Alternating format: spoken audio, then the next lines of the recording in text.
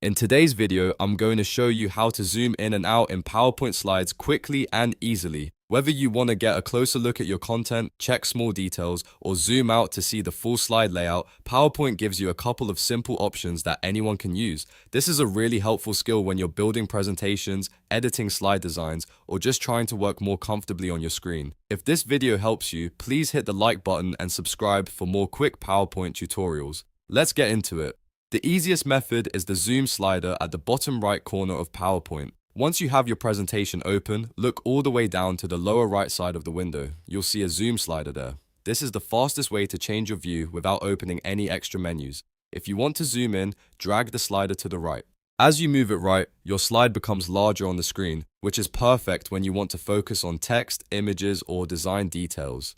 If you want to zoom out, simply drag the slider to the left. This makes more of the slide visible at once, which is helpful when you want to see the full layout or check how everything fits together.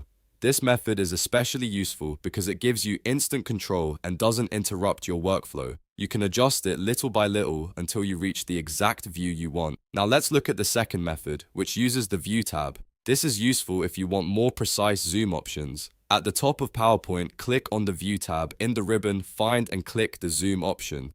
A zoom window will appear with different percentage choices. Here, you can select a preset zoom level like 100% or 200%, depending on how close you want to get to the slide. If you choose 100%, PowerPoint will show the slide at its normal size. If you select 200%, everything will appear larger and easier to inspect. This method is great when you want a specific zoom level rather than manually adjusting the slider. After choosing your percentage, click OK, and PowerPoint will apply the change immediately. So to recap, if you want the quickest method, use the zoom slider in the bottom right corner and drag right to zoom in or left to zoom out. If you want a more exact zoom level, go to the View tab, click Zoom, and choose the percentage that works best for you.